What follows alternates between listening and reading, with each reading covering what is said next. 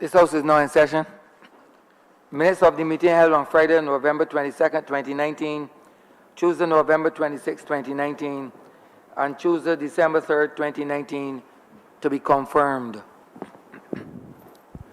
Mr. Speaker, I beg to move that those minutes be confirmed. The question is that the aforementioned minutes be confirmed. All those honorable members in favor, please say aye. Those against, please say no. Meeting the ayes have it. The aforementioned minutes are hereby confirmed. Announcements by Your Honor the President, the Speaker. Messages from Her Excellency the General, petitions, papers, government notices, private members notices, notices of questions, reports from select committees. All member for St. Joseph. Mr. Speaker, I am commanded to lay the report of the Joint Select Committee on the Integrity in Public Life Bill.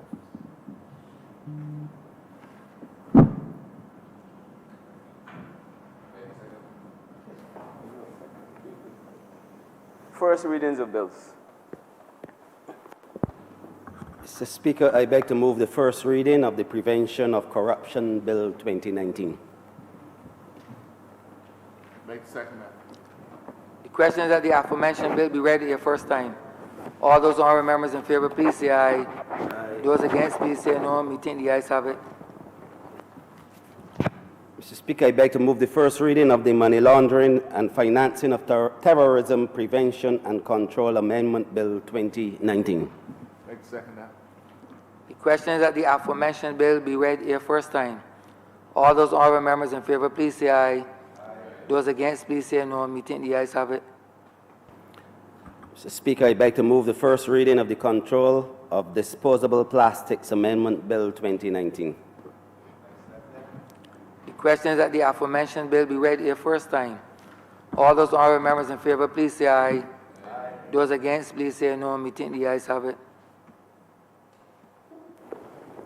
Statements by ministers, congratulatory and arbitrary speeches, personal explanations, motions for leave of absence, oral replies to questions, notices of motion for the adjournment of the House on matters of urgent public importance, orders of the day.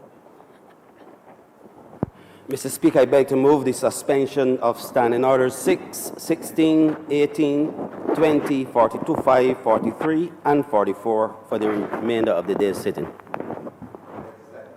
The question is that the aforementioned standing orders be suspended for the remainder of the day sitting.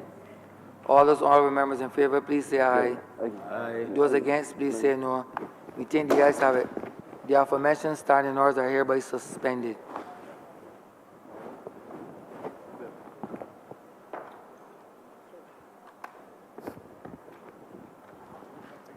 Government business. Government business is now the order of the day. Order number 9, sir. In the name of the Honorable Minister of the Environment and National Beautification, to move the second reading of the returnable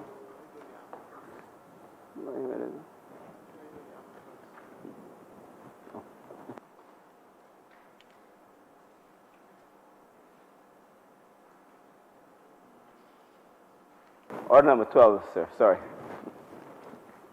In the name of the Honorable Attorney General and Minister of Legal Affairs, to move the second reading of the Money Laundering and Financing of Terrorism Prevention and Control Amendment number Bill 2019. Honorable member for St. Joseph. Mr. Speaker, in this chamber, I have previously alluded to a Greek myth of a king named Sisyphus. And less members of this chamber think that the only Greek myth I know is that of Sisyphus. I'd like to begin today by alluding instead to the myth of Scylla and Charybdis. And I hope that the cameras have picked up the blank look on the faces of the members of this chamber. Member for the city, sir, says that he knows Scylla personally. Scylla was a multi-headed monster.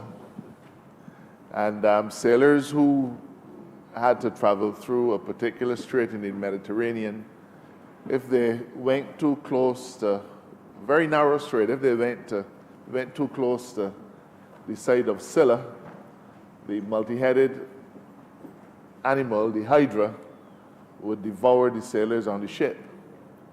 So they had to steer clear of Scylla. Problem is, of course, that staying clear of Scylla meant that they had to navigate a little too close to a whirlpool called Charybdis. And by navigating too close to that whirlpool, sir, you found yourself in peril of certain doom. And therefore, when in today's media we speak of Scylla and Charybdis, it really describes a situation where there's danger at every turn. If you go left, there's danger. If you go right, there's also danger. Mr. Speaker, if you wonder what that has to do with the amendment to the Money Laundering and Financing of Terrorism bill, I make reference to it, sir, because in the international environment, Barbados is required to meet standards for a variety of things. In this context, we're required to meet specific standards for, or as they relate to, the fighting of money laundering and the fighting of terrorism financing. And those two things, sir, go hand in hand or hand in glove. But as we make adjustments to our regime, on the one side, we end up at risk of other dangers. And a recent situation in relation to charities, in a way, typifies that particular dilemma. Because, Mr. Speaker, we, as a country, acknowledge the importance of civic-mindedness and philanthropy. But the very civic-mindedness and philanthropy that we acknowledge and encourage through, for example, the establishment of charities, exposes us, sir, to a perceived risk of money laundering and the financing of terrorism. And I say perceived, Mr. Speaker, because in the Financial Action Task Force, that is the standard setting body in relation to these areas, it is considered that charities are ripe for use and abuse in terms of laundering money and using charities to finance terrorism. So our challenge, Mr. Speaker, is that we have to demonstrate an effective regime for the supervision of a whole raft of entities operating in Barbados. We have to demonstrate effective supervision in relation to banks, in relation to insurance companies, in relation to regular companies, in relation to companies that function in what we used to call our financial services sector, our international business sector. But we also have to demonstrate effective supervision of not-for-profit companies, of charities, of real estate agents, of lawyers, of accountants. Just about anybody, sir, or any entity that moves money for whatever reason has to fall in line as it relates to the international standards required to defeat money laundering. Dealers in precious metals, a whole set of entities, sir, have to fit within this particular regime. Today, this specific bill is intended to capture designated non-financial entities, And as I said, I gave the example earlier of lawyers and accountants and real estate agents and so on. Every commercial enterprise in Barbados, whether you are a sole trader, whether you are a professional, whatever area of endeavor you are in, you have to demonstrate that you follow the highest standards in relation to the combating of money laundering and terrorism. So that brings us to this bill, sir. Because our experience in Barbados is that we have a Financial Services Commission that is able to regulate the banks. Well, the central bank regulates the banks. The FSC regulates insurance companies and other entities. The companies registry has an obligation to look to regulate companies, and the International Business Unit has an obligation to look to regulate what happens in their sector. But throughout our recent history, in fact, perhaps throughout all of our history, that category of business people, accountants, lawyers, dealers in precious metals, and those kinds of things, those kinds of enterprises, have had no supervisory regulation in place. So it is obvious, sir, that lawyers have to meet the highest standards in relation to money laundering.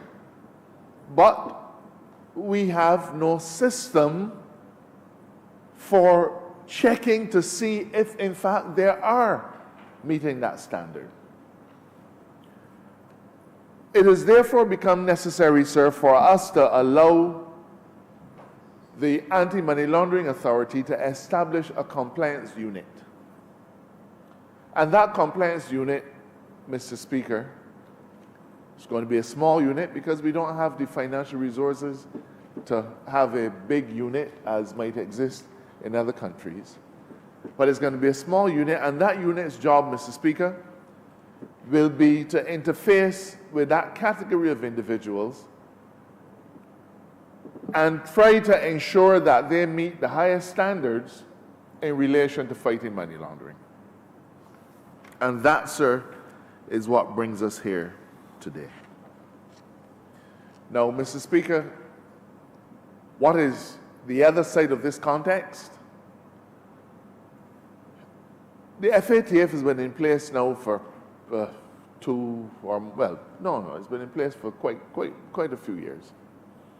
And Barbados has been a member of the Caribbean Financial Action Task Force. That's the regional affiliate.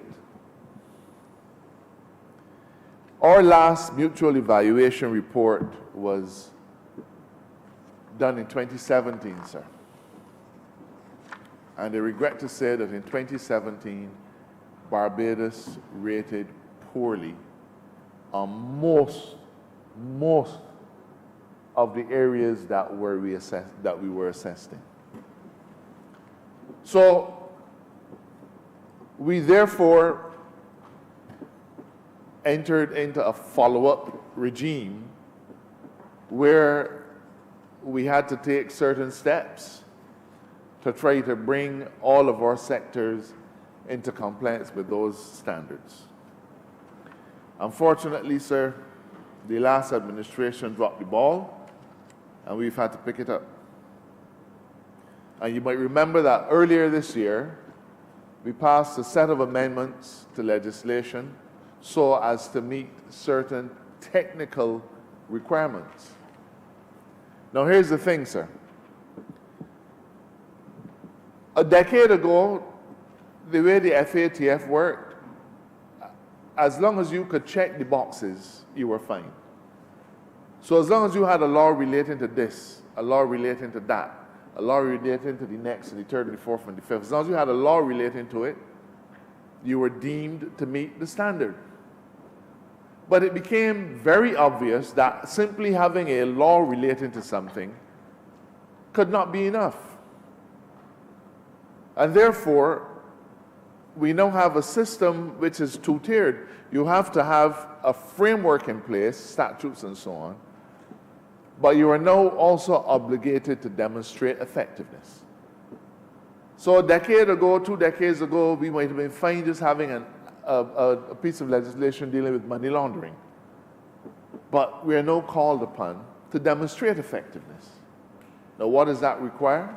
Well, they tell you the court system must be functioning properly, because the only way to deal with money laundering is to charge people and to confiscate assets and that kind of thing. And I can tell you, sir, that in all of the assessments that are being done, all of the evaluations of the Caribbean countries, of the international, of the countries that are international powerhouses, in every instance they look to see what your, not your checklist is, but what your score sheet is. And sir, you spend your days in the court, and I think you would know that Barbados is not a jurisdiction that has been confiscating anybody's assets. People get charged with drug offenses and trafficking in large amounts of drugs. And they get convicted, sir, and nobody has ever tried to confiscate their assets. We hardly have money laundering cases in our system. But it is obvious that if you have individuals who are thriving on the drug trade, that they have to find a way to launder the money. It's obvious. They have to find a way to launder the money. And you can launder money by going in town and buying jewelry. You can launder it by going and buying new motor cars. You can launder it, sir, by building houses, selling them on. But somehow, sir, somehow, and this is not a debate to criticize the law enforcement agencies or the DPP's office, or, well, not the judiciary. They can only do what comes to them. But somehow, sir, for us, a conviction has tended to be enough. And the International Standard Setting Agency is saying, no, it can't be enough. You have to go deeper. Because the only way to put these people out of business, the only way to stem the money laundering that could be happening, is to actually confiscate the assets. And so earlier this year, we passed a piece of legislation which dealt, in my view, effectively, it's called the Proceeds and Instrumentalities of Crime Act, which gives sweeping powers to the authorities to confiscate assets, not just where you have a conviction, but also where you have reason to believe that a person is actually involved in criminal activity and is using his assets for that purpose. But as I said, sir, that has not been our history. And our landscape is now changing in front of us, because the International Standard Setting Body is saying, don't just tell me that you have passed the law. I want to see results. I want to see convictions. I want to see confiscations. Now, I spoke about Scylla and Charybdis earlier, because we are now being expected to operate within our legal system, I think, within our legal system, in a way that requires us now to do what other agencies expect us to do, and not what we are accustomed doing. Now, I don't have a problem with that, because if what we've been doing has not been sufficient, then we have to do more. So, Mr. Speaker, we are in an environment that is causing us to do things differently. It is causing us to, in some instances, maybe even contort ourselves to be able to meet these international standards. Because in instances, they have told us, you need to hire more staff. Now, we're in the middle of a BERT program. And we know what that BERT program means as far as government employing people. Are we in a position to go and employ the numbers of people that the international agency would look at and smile and say, yes, you're doing a good job? We can't. I keep saying to people that our financial crimes intelligence unit in the Royal Barbados Police Force has only a small number of officers, somewhere between 4 and 6. And the international agencies would like us to have maybe 20. But we have to operate not just within the strictures that are imposed by our financial circumstances, but we also have to operate based on risk assessment. And that is a phenomenon, sir, that is very much a feature of how we do business today, not just in other places, but also in Barbados. And we are beginning to say, let us approach this by looking at the risk. What is the risk? And you respond based on the risk. If the risk is low, then you can have a response commensurate. If the risk is high, then you also will have a response commensurate. But it means that one size does not fit all in relation to our responses. But sir, it isn't just about what the government can do. The private sector has to be involved in this process as well. And we will shortly be circulating to the private sector of Barbados, the entire private sector of Barbados, our National Risk Assessment Report, so that they are in a position to see whether the areas in which they're operating in are high-risk areas or low-risk areas. So for example, sir, we know that in Barbados, there are certain kinds of enterprises that are low risk and some that are high risk. Real estate agents are low risk. And they're not low risk, sir, because we just say, well, man, we can put you in a low risk category. They're low risk because the way our real estate agents work in Barbados, they do not move money for our clients. But on the other hand, lawyers may be seen as high risk because lawyers move money for clients. But then, sir, not every lawyer either. Because some lawyers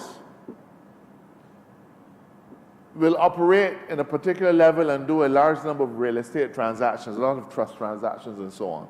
And they may move millions of dollars for clients in transactions.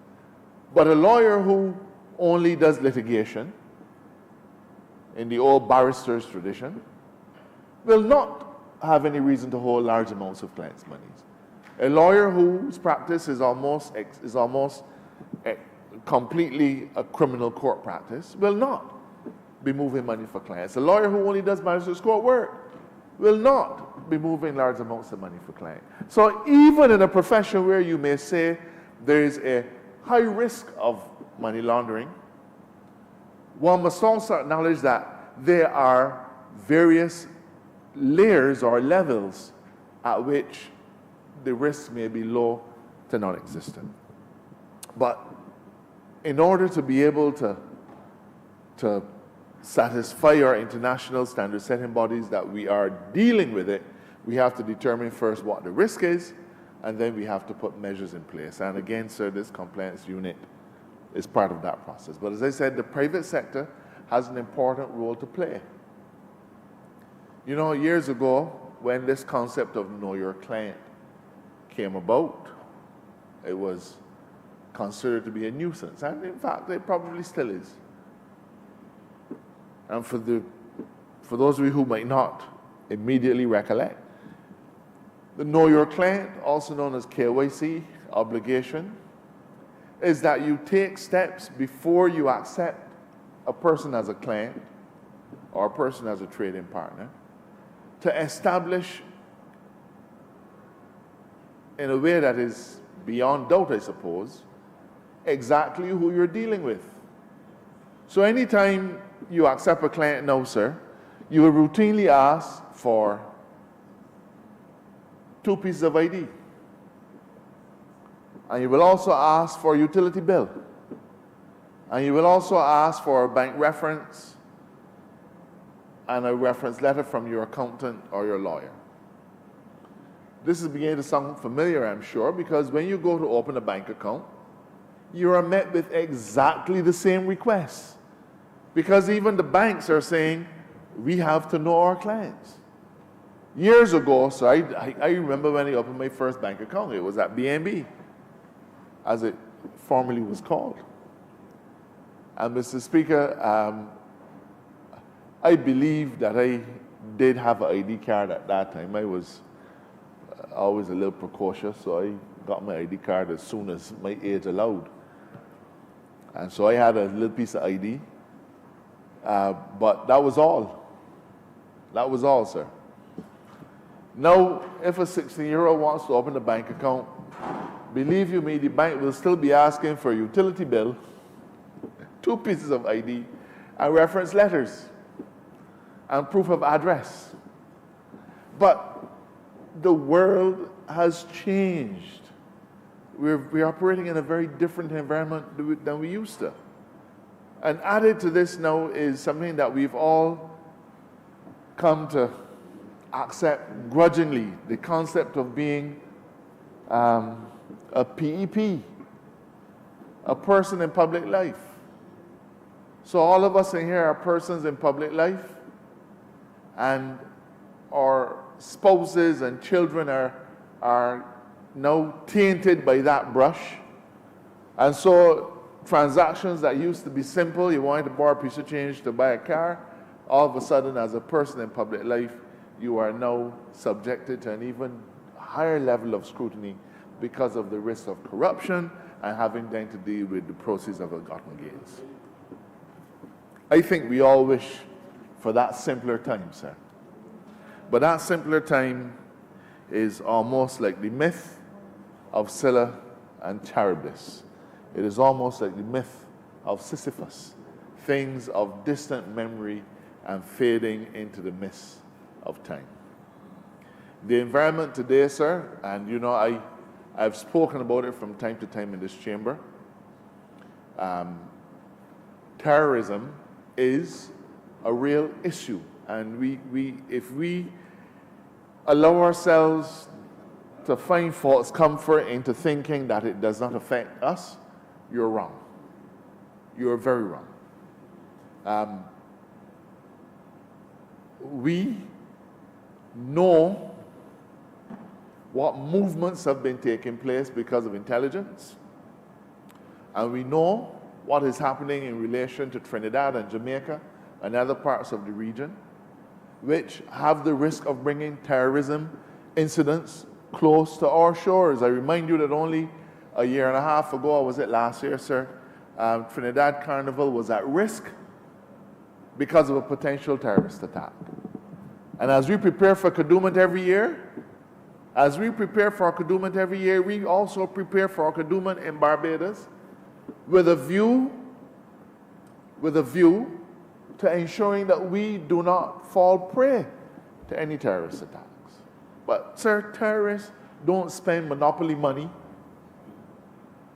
Terrorists, whether they're big or small, rely on individuals to fund their enterprises. And that is what this is all about.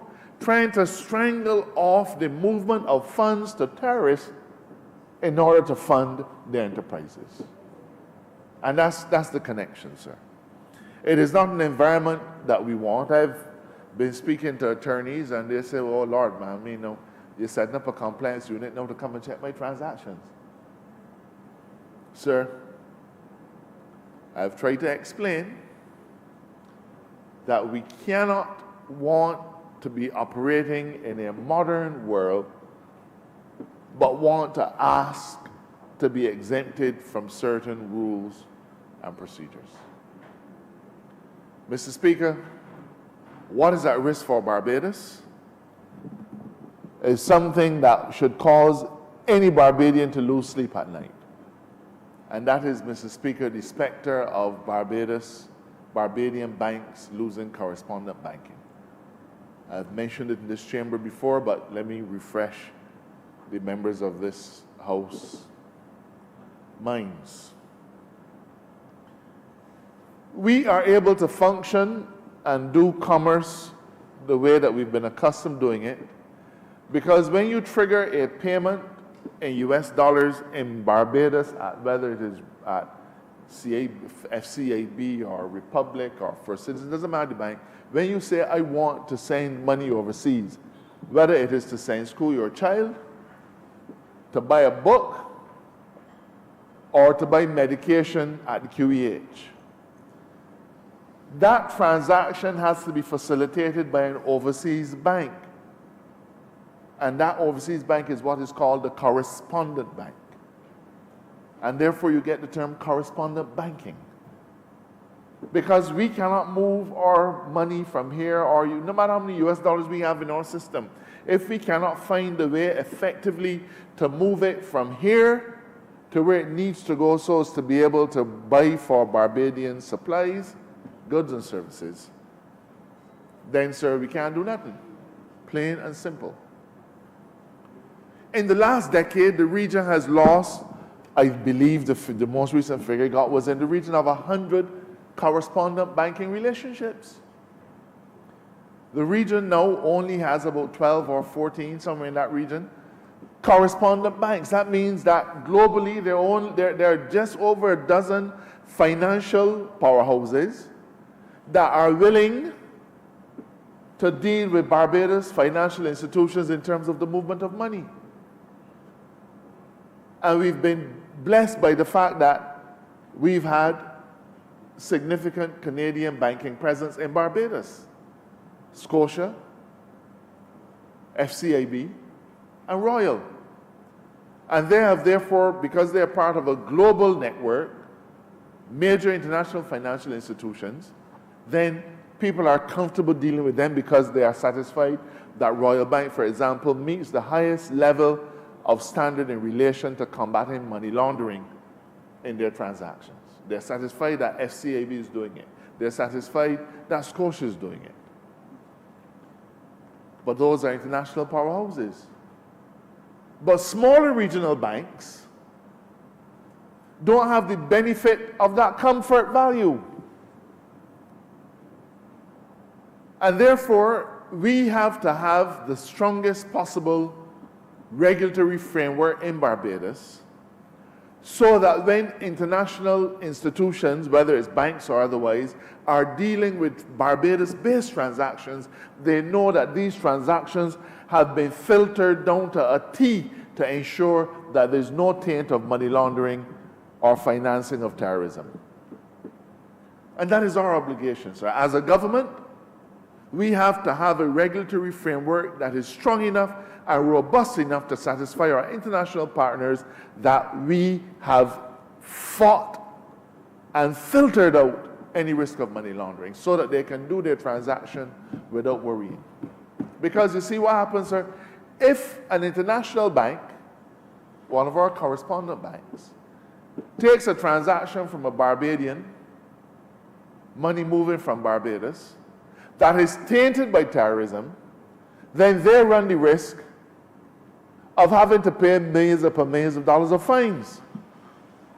And many of them, say the region was serviced by, we've lost over 100 correspondent banking relationships in the last few years because they have said, I am not prepared to take that risk with financial institutions in the region.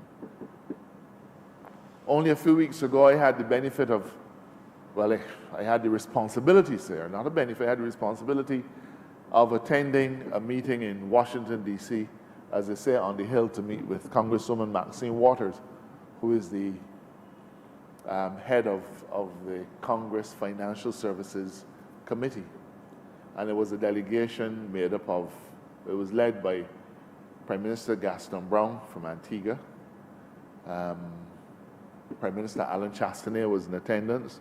I represented our own Prime Minister, the Honorable Mia Mottley, and then the diplomatic corps from across the region. The Minister of Finance for Bermuda was also in attendance.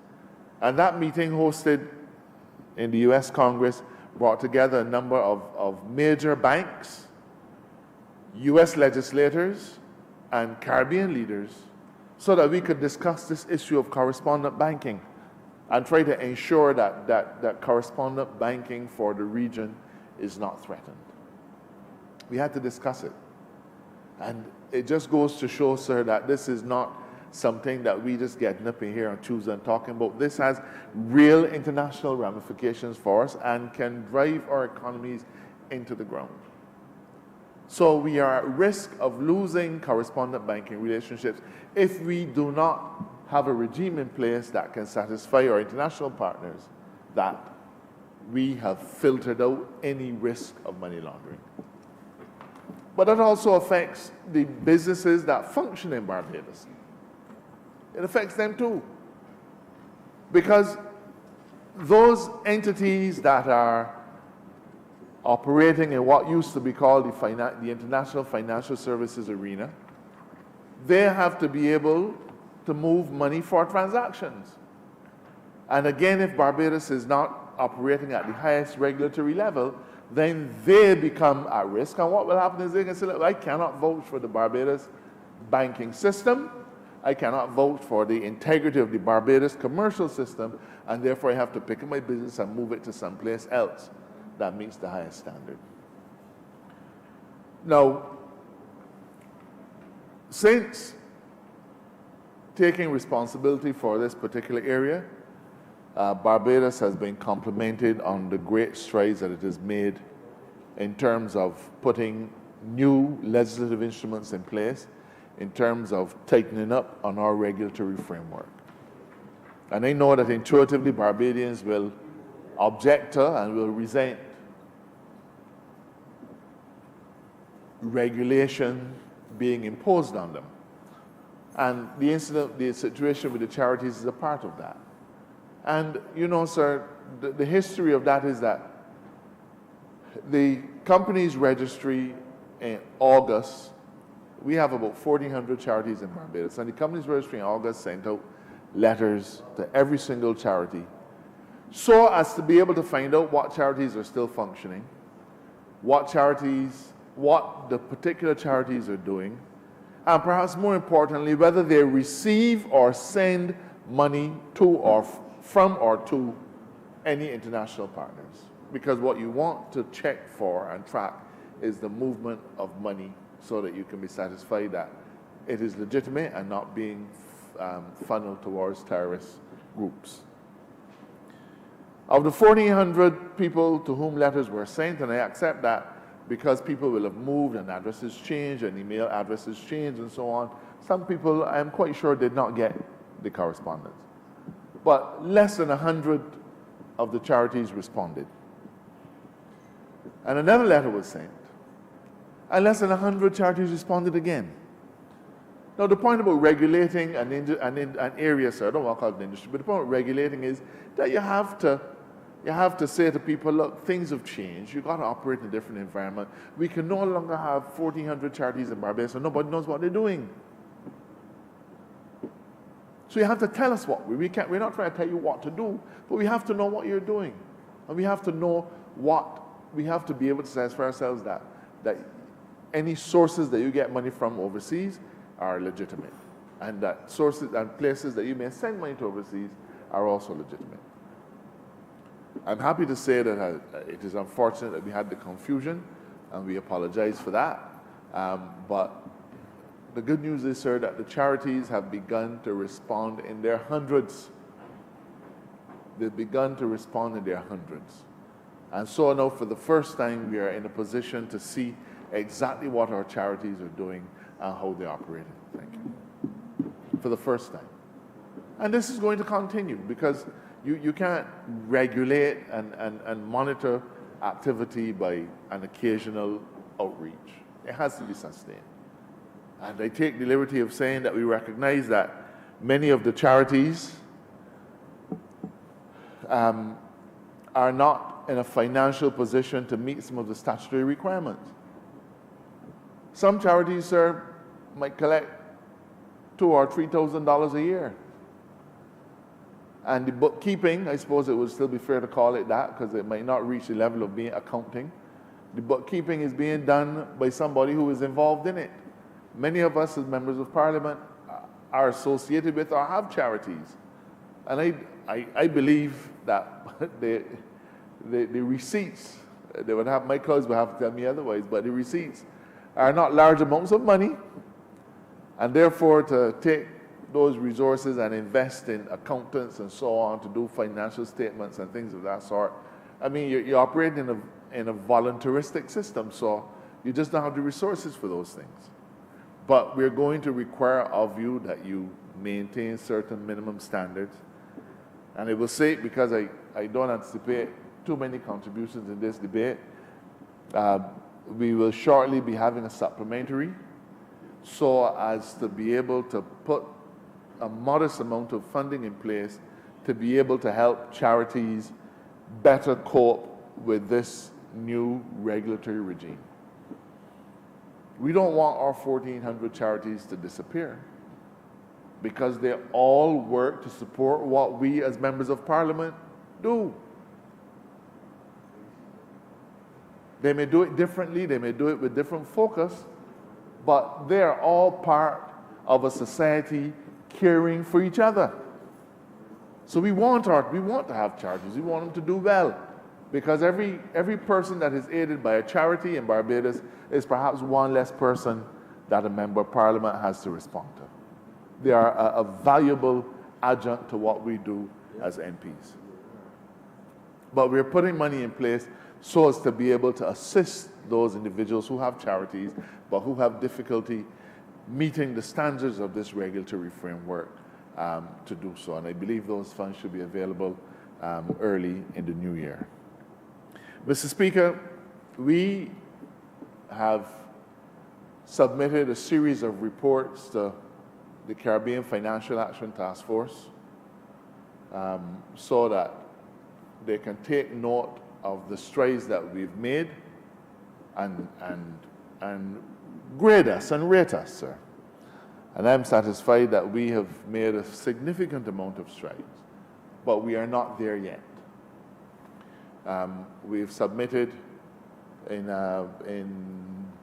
November, we submitted a follow-up report, and we've just got back comments on that follow-up report, and we are responding to those comments, and in January, we will have what is called a face-to-face meeting. So a delegation from Barbados will sit and meet with the representatives of the Americas Working Group, and we will say where we are, and they will say what we think is deficient, and we will rebut and respond and try to come up with a position which is accepted in terms of where we are.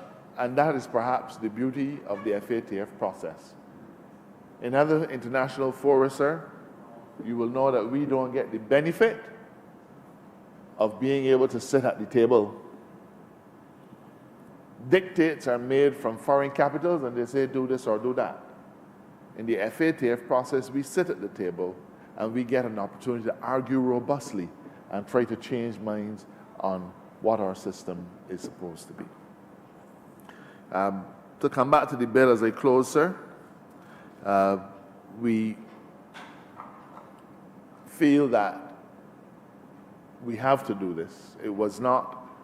This is the second time for the year that we're amending the money laundering legislation.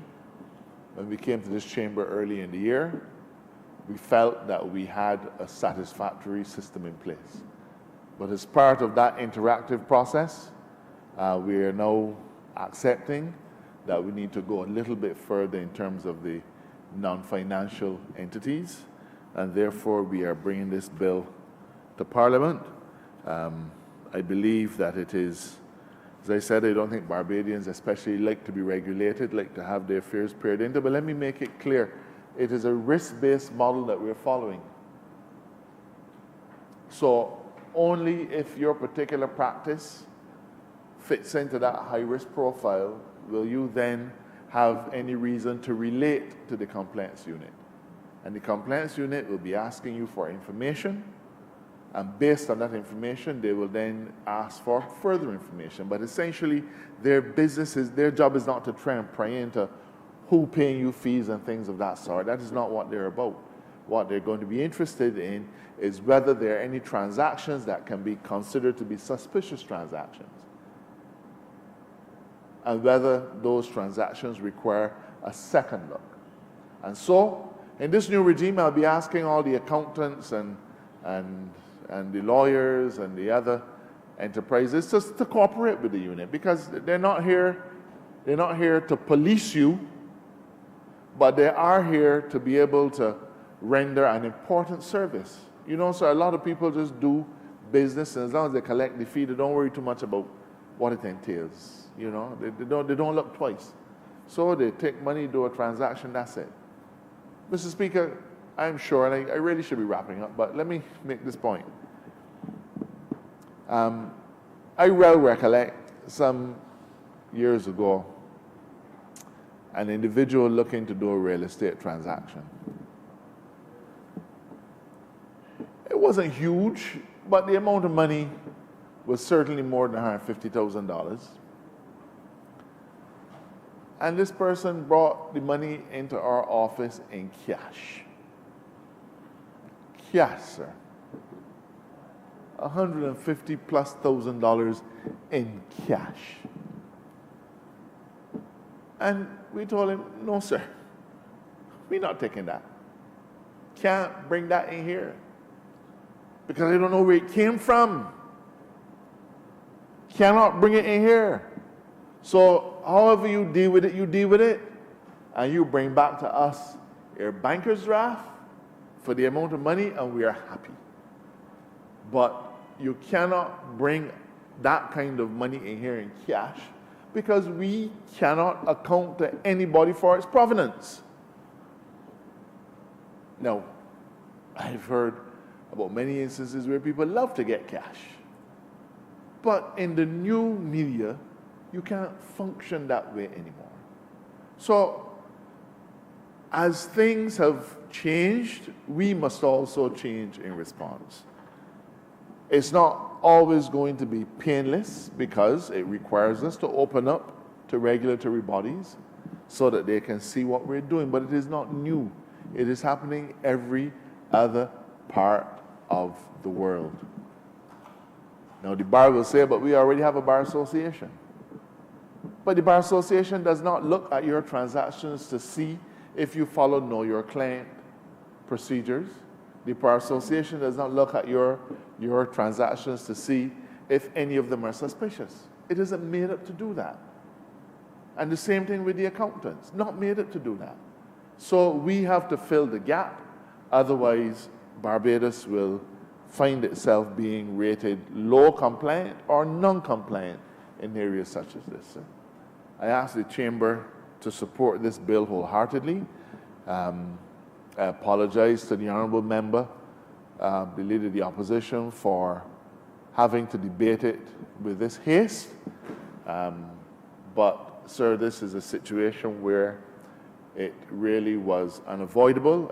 I think that we've been on the receiving end of the Leader of the Opposition's criticism from time to time in the past, sir.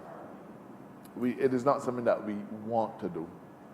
But the fact is that, as happened last year when we had in December to pass, I think it was about 16 bills, so that we could meet a timeline for an international agency.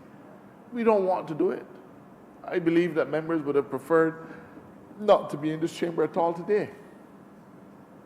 I can see it on your face, sir. Perhaps people can see it on mine. But we have an obligation to respond to these challenges as they arise, not for our egos, not because we want to say we pass another law, but because of what it means to Barbadians. And any step that has to be taken to safeguard our international reputation as a financial hub, any step that has to be taken to safeguard correspondent banking relationships, sir, then as a parliament, we must say we are prepared to make the sacrifice of our time and to suffer the inconvenience. I commend this bill. It is yet another step that we have to make so as to avoid the proverbial Scylla on one side and the proverbial Charybdis on the other side. But over the last 18 months, sir, we have been beset by perils of all kinds. But this administration has not just stayed the course, we have also steered the course. the course. You like that? Huh? You like that? Got that from me just now. And therefore, sir, we will take this country between the perils of Scylla and Charybdis.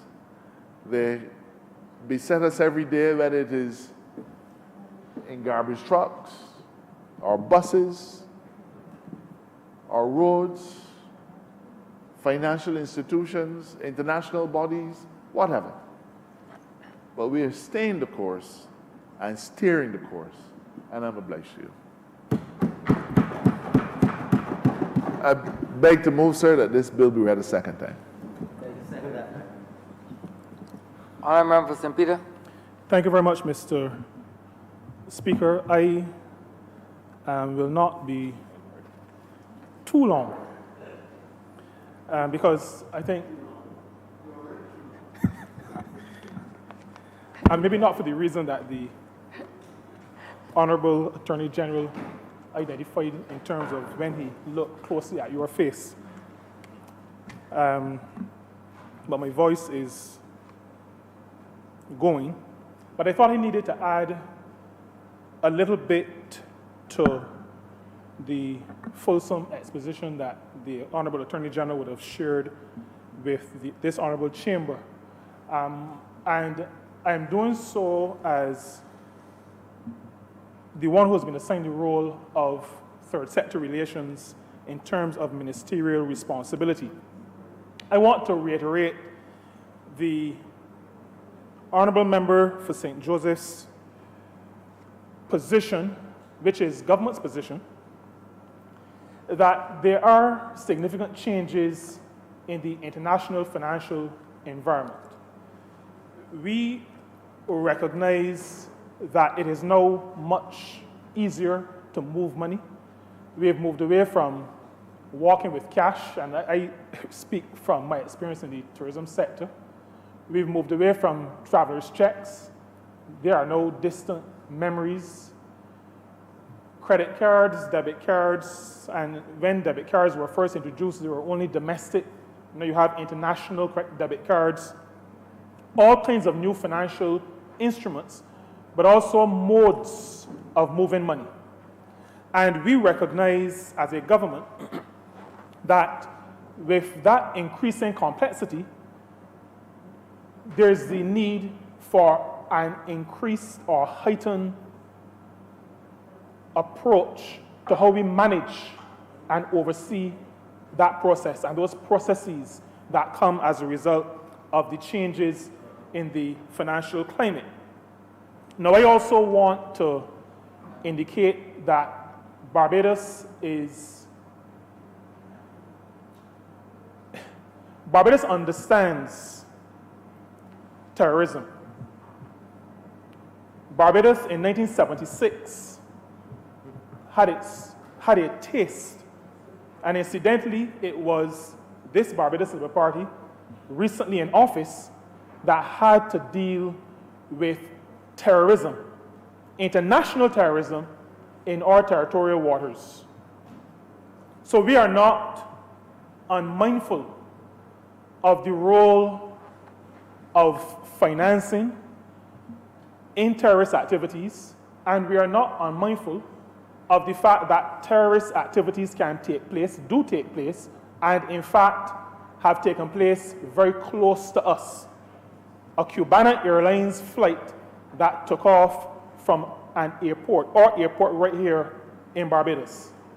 And so, even though some are loath to refer to that as terrorism, we in Barbados have recognized it from 1976 as an act of terrorism.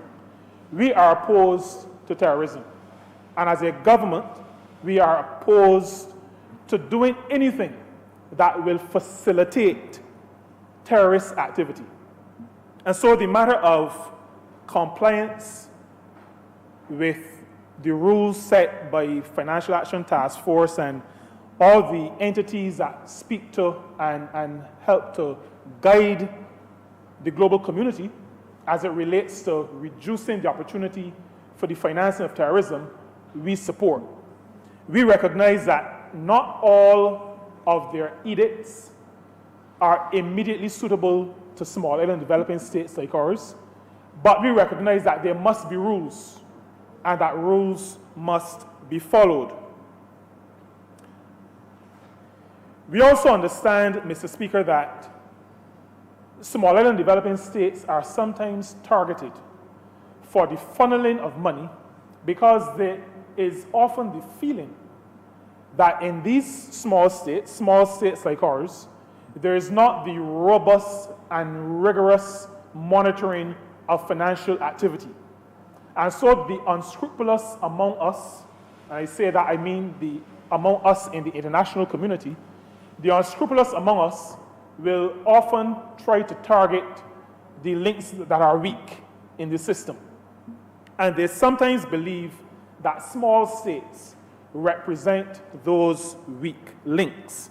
And so this bill before this Honorable Chamber really speaks to ensuring that Barbados is not a weak link in the chain, in the system that seeks to avoid us being facilitators, even if unwittingly, of terrorist activity and the money laundering that drives it in our world today.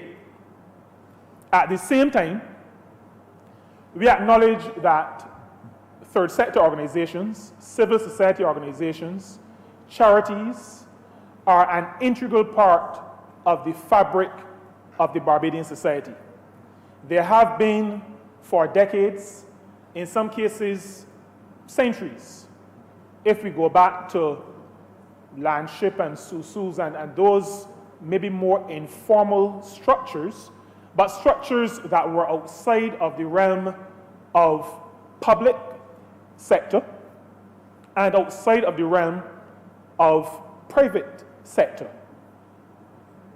Facilities, organizations, constructs that really spoke to people, ordinary people in society, taking charge of their own destiny and putting these constructs in place that would allow them coming together, being their brothers and sisters' keeper, to develop the societies that they were a part of. We recognize their invaluable contribution. We recognize that as a government, we would not be able to do all that ought to be done for the people of our country without partnership with third sector organizations. We could not do it. We can't do it in the situation that we're in after being dealt such a terrible hand by the administration that preceded us. But Mr. Speaker, even in the best of times, there will never be enough resources that will allow a government to be able to deal with, handle, and address all of the needs of the people of our society. Our government's value of the third sector has caused the Honourable Member for St. Michael Northeast to create within her cabinet the responsibility for third sector relations, because we recognize the importance and we value the contribution that these organizations make to our society, and we value the partnership. Our approach as a government to partnership is now almost legendary, because when you speak to members of the social partnership, they will tell you that they have spent more constructive hours in partnership relations with this government than they did in the 10 years that preceded our coming to office. They tell you that, and they are happy to spend entire days dialoguing among ourselves and sharing their perspectives so that we can move this country forward. That is this government's approach to partnership with those outside of government. The Social Justice Committee is also another example of our government's commitment to partnership, so that we meet monthly. The Ministry of People's Empowerment and Elder Affairs, as the deputy chair of the committee that I chair, and we engage with not just private sector and public sector and workers' organizations, but we engage with third sector organizations, civil society organizations, charities operating in this country, because we believe that they have a role to play in the development of policy, because almost all policy affects ordinary people. And so we have brought them to the table, and I must say it is not just an altruistic action on our part. They have been asking for many years for a seat at the table. And so in some respects, we have responded to their requests, and they are now sitting at the table where they can input on government policy and share their perspectives on those policies. And so we see third sector organizations as friends, as partners, not as foes, not as enemies. The Honorable Attorney General has proffered the apology on behalf of government to third sector organizations, and this relates to the advertisement that was placed in the newspaper. And as a sensitive and caring government, we recognize that even though a functionary may have thought that that was the step they had to take, we also believe that in dealing with organizations, in dealing with partners, we don't shout at them, we work with them. And that was the reason why we would have had, just I think last Friday, the press conference where we indicated that the action was not intended to be punitive, even though we believe it could have been done in a better way. And I want to say here clearly to you, Mr. Speaker, and to the chamber and to the public, that that advertisement does not and was not intended to suggest to the public that any of the charities listed in the advertisement are involved in any illegal, illicit activity, any corrupt practices, any misuse of funding or financing. Many of those charities that were listed have been placed in a situation where there is now or has been some suspicion over why they were listed. And I want to say very clearly, and on behalf of government, because this is something we discuss in cabinet, that we are not, government is not, the registrar who placed the ad is not suggesting to the public and to donors, both current or potential, that there is any bad activity, illegal activity, illicit activity taking place in those listed charities. The only reason why that list was presented to the public in that advertisement is because they had not responded to a survey. Now, Mr. Speaker, I am part of government and I am part of the public sector. But I am not afraid to say that government has to change the way it interacts with people and with organizations in this society. We have to stop this thing about shouting at people. And I say that even as I realize that my voice is increasing in decibels. So I don't want to shout in the chamber and say that we ought not to be shouting at organizations.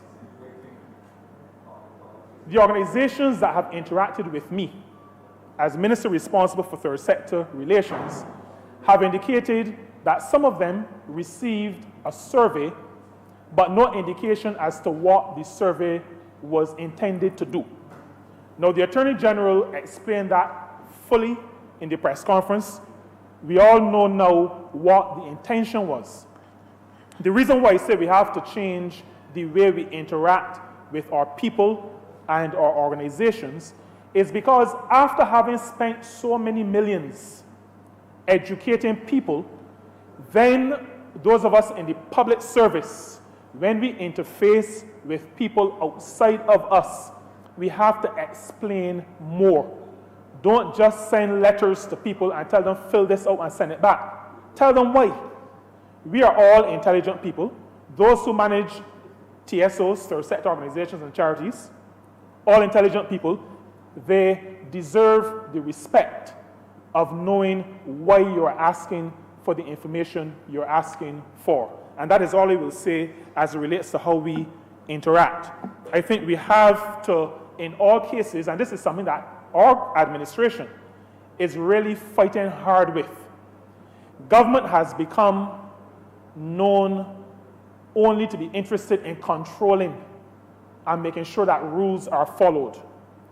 This government, and the Prime Minister would have shared this in early budget debates, we would have indicated that this government sees itself as a facilitator of development in this country. We recognize that we have a role in preserving law and order, because if a government does not do that, nobody else will. And then the rule of the jungle will prevail. So government does have a role in making sure that the rules are followed. Government also has a role, and in my view, an equal role, to be a facilitator. And that will mean, Mr. Speaker, that we need to communicate a lot better. We need to treat to other organizations as partners and not as minions to be spoken to. They are partners in development. In many cases, Mr. Speaker, they do more than some government departments do as it relates to the development of society. Because many of these charities, many of these third sector organizations are driven by people who are full of passion for the causes that they represent, that they choose to represent, that they are often not paid to represent. Such is their passion, such is their zeal, and that is to be recognized, that is to be facilitated, while we as a government ensures that the rules are followed. Now, that monitoring and the importance of the monitoring, the Honourable Member for St. Joseph spoke to quite clearly, and we are asking all charities to respond to the survey.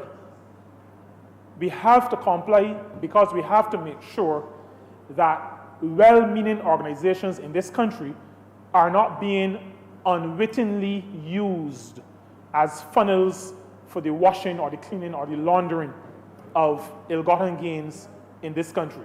And that is the reason why the survey was sent out, and that is the reason why response is necessary if charities and other third sector organizations are to remain listed as charities. We are just trying to ensure that we do not have a repeat of 1976. When I don't remember all the names, but I remember one name was Bosch, if I'm not mistaken, Orlando Bosch. Terrorists of an earlier era, but we as a country want to ensure that there is no repeat of that. Barbados does not play in the terrorism space. We don't now, we haven't in the past, and we don't want to do it in the future. And so we're asking all charities to participate, to help us really, to help us and to help themselves, to help the country, because we know that they are just as passionate as we are about ensuring that this country grows, develops, and maintains high standards so that we are well respected among the family of nations in this world. Government recognizes that not all of the charities have the capacity to do all that is necessary to maintain the highest of standards. Charities, third sector organizations, very driven by passion. But I've interacted with a number of people who, and I say this from my finance perspective, people who you encourage to keep records. And they will tell you, and they will say to me, they call it, I went and I bought this and that and that and that. But when I got home and I emptied my pockets, I pelted everything in the garbage. Bills and all, because There are many of us who believe that once we have paid, and I think the attorneys would call this given consideration, and we've received an article or service in return, that the transaction is ended and there's no need for further record keeping. Now, in this new world that the Honorable Attorney, the learned Attorney General referred to, record keeping is going to be essential, and not just financial record keeping. We recognize as a government that there are some, at least some, maybe many, of our charities and other third sector organizations that do not have this capacity, that may not be oriented in that way, the record keeping that is necessary to ensure that funds are traceable, that the spending of money is appropriate and aligned with what are the aims and objectives of the organization. And so as a government, we have indicated, and we are in the process of making sure that we create vehicles that will allow for the building of the capacity of third sector organizations. We have identified a few areas, and in our communication with third sector organizations, they have identified some as well. But in the area of governance, for example, in the area of governance, there is the need for increased capacity. And we intend to assist third sector organizations in this way. In the area of financial management, as I just spoke to, we also intend to assist third sector organizations, charities, those that cannot help themselves.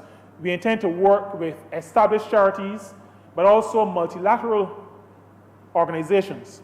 We've already started those discussions with the IDB, with the UNDP. We've started discussion, or we've had some initial talks with Aspire Foundation, and these are all organizations that will be working with us to build the capacity of third sector organizations, of charities, so that they are able to operate in this new world, in this new environment that is asking them for much more than they were asked for in the past. Proposal writing is another one. Many of them want to do projects, and in a lot of cases there's funding available, but how to construct the proposal that makes the proposal attractive enough to garner the funds is an area of weakness. In the area of advocacy, how does an organization advocate on behalf of the cause that its founders are so passionate about? And even as we speak, the European Union is working in partnership with the Caribbean Broadcasting Union and putting on, executing, as right now, a series of workshops on advocacy. Because if an organization set up to advocate on a particular cause is not able to do it well, effectively, then it becomes irrelevant, and all the passion and all the zeal of its founders could really be lost. And so, Mr. Speaker, I just want to, even as I support the bill before this honorable chamber, the bill that speaks to setting up the compliance unit, I want to reiterate to Barbados and to civil society, to third sector organizations, we see you as partners in development. We recognize that your role is critically important. We will be doing all that we can to facilitate your work. And so the draft cabinet paper that is right now within our ministry, and I think it has gone, a file has gone to the Ministry of Finance for their comment, but we are working on that draft cabinet paper that will ask cabinet to speak to what we've said in our manifesto, which is providing that framework that will allow for the facilitation and the growth and the development of the third sector. In our manifesto at page 47, Mr. Speaker, we say quite clearly, a Barbados Labour Party government will establish and work with a steering committee of third sector groups to promote and facilitate the development of a thriving, connected, engaged, energized, and effective third sector in Barbados, one that is capable of strong social and economic impact and of positioning Barbados as an international center for third sector engagement and collaboration. If we are to get to the point where we are seen and actually are an international center, it will mean that we will need to lift our game. We will need to build our capacity. We will need to be complying with those laws, rules, and regulations that speak to better management and better governance. This bill before this Honorable Chamber is part of the process of getting third sector organizations and getting charities to the point that this party is advocating, that point where we are seen as an international center for third sector engagement and collaboration. I'm obliged to you.